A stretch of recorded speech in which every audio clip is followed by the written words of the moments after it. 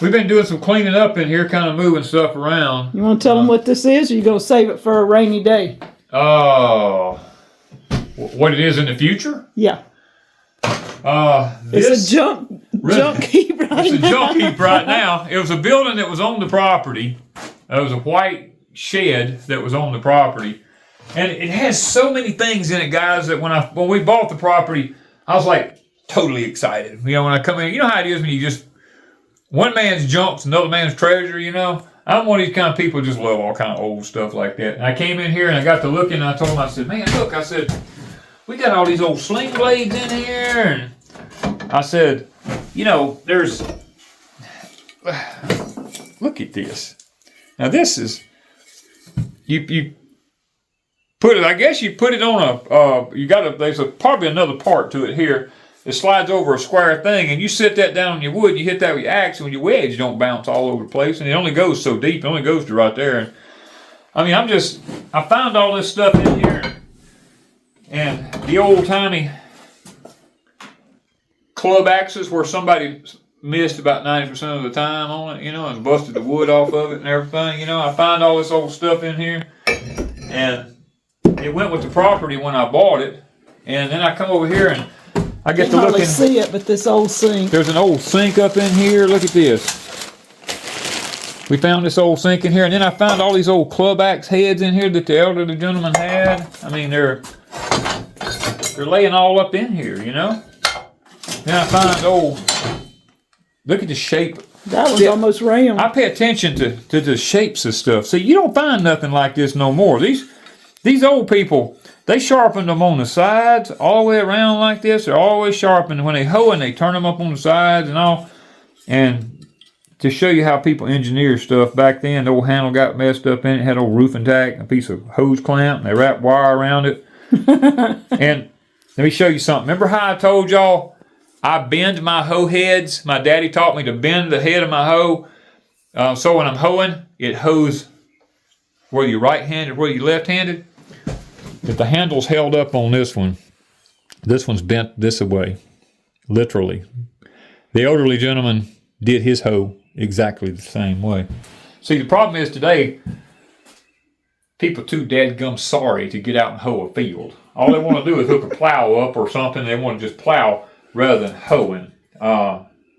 We hoe ours a lot. We did hoe the other day, got a lot done. Yesterday, or 2 days ago, Wanda and I spent about an hour and a half hoeing that whole garden out, John. But this shop is just, some of it's Danny's, some of it's not. No, it's all mine now. Everything in here is mine. We brought it over. Oh, yeah, no, there's some stuff here that was originally here that I inherited through purchasing of the property. Yes.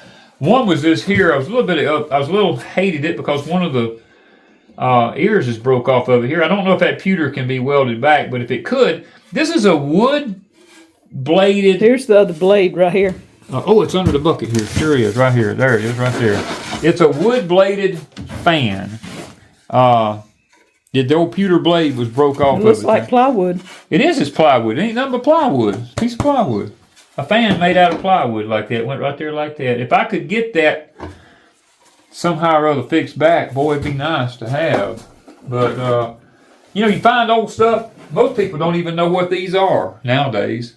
Dirt daubers have done been in here and filled it up with dirt. But old tire tools, stuff like that. I mean, and when I originally got it, it had a smoker sitting right here in this corner made out of an old pump tank. I gave that to Mr. Chris to take to his place and use because I have a smokehouse. It had concrete down here. Yep, he had concrete poured and everything and had it right metal out where that was outside at one point. Yeah, at one time that was outside, sure was. And then he built this room onto it, but it was outside. Yeah, and then you come around and you look up here and you find all these things like this right here, and most people go, "What the heck is that right there?" Now, and they would look at it and go, I have no clue. Well, I know what it is, but I mean... Well, tell me. I've seen it used a lot of time. On a construction job, this right here is what you use to clean the mortar joints out with on bricks. You run it down the bricks, and that nail right there that's sticking through there... Goes through there. It scrapes the mortar out between the bricks. And does it. Now we got just a single one like this right here. You just take your thumb and you do it that way on. But You know, I find all this old stuff up in here like this. And then this was his old board that sat against the wall. It had all kind of tools on it. Of course, I took them down. They're all in this box right here right now. But he knew if one was missing, he saw the white and he goes, okay, where's my tool? Where's my tool at? Yep, that was the way it was. But and it's junked up right now because we're still in the process of moving stuff. You know, it's got all kind of tools and motors and gas cans, and I mean, we're gonna have to completely remodel this thing. But you know, you come in here and you look around, and all these old, look at all these old tools here, old brace and bit. You know, I mean, all this kind of stuff is here, guys. It's a treasure of just old things. And, oh, army tent. Look at this. I found this in here. This was all covered up. There's the poles for it. There's the army tent right there, still in the pack. Big old thing. And that thing has to be how old? Oh, good Lord. 30 plus years old? Oh, he was in World War II. So that's how old this is. Probably. 50 plus. He and I talked about his... Most people don't want to talk about what happened when they were in World War II. But this gentleman and I sat down before he passed away. And I'm not going to talk about it here because it even brings tears to my eyes. But some of the things that our men had to go through when they had to serve in these type situations like we were in World War II. But he explained a lot of things that he went through during that time.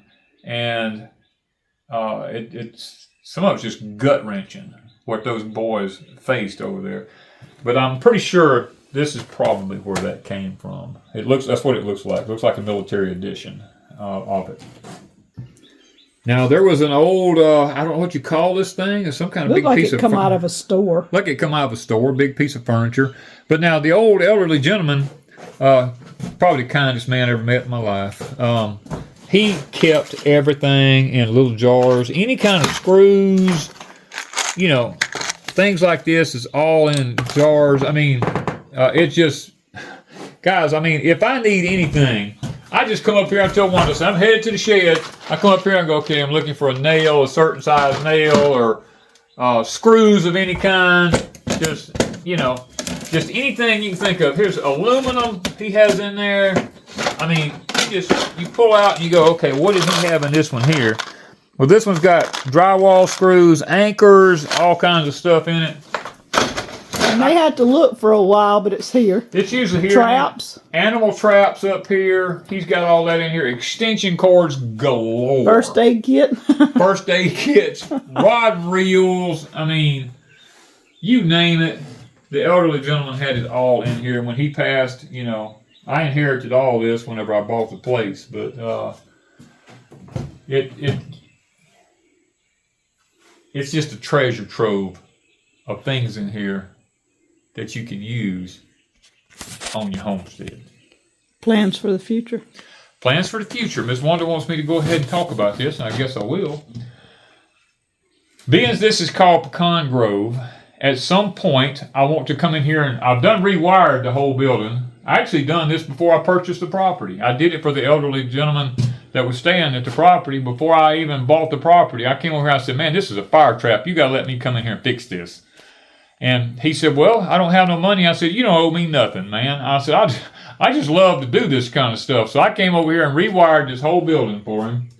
And I put plug-ins all around it everywhere in here. So there'd be plug-ins and all. And since we've purchased it, what I'll be doing is coming back and putting insulating it, putting a plywood ceiling in here, and I'll probably put something on the walls in here and insulate the walls and stuff like that, because we'll have to take everything out of here, and I want to turn this into a pecan building, because this is Pecan Grove and we got so many pecan trees. We're going to have so many pecans that I'd like to get pecan crackers and pecan blowers and stuff like that.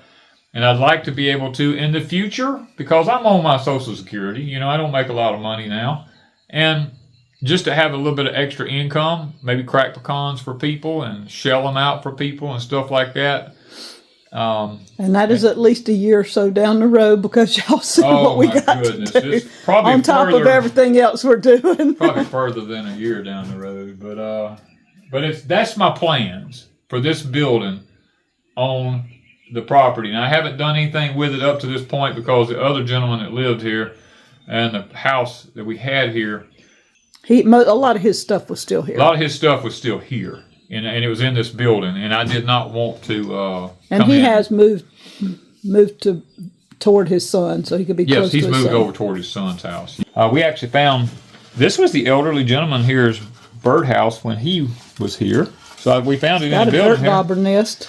Yeah, it's got a dirt dauber nest in it, but I told Wanda, I said, you know what? They made them better back then. You can get one like that now, and this thing is already apart in a year. See, the dirt dauber nest is all in it. So we're going to take this thing down to where the camp house is, and we're going to fill it up with seeds, and we'll put it down there for the birds, so they'll have more seeds to eat, I reckon. And I'll have to fight them, keep them out of my berries, I reckon, but it is what it is. Now, enough of this. We're going to head on out to the pecan orchard, and we're going to show you how we take a soil sample for the Grower Solution soil test kit.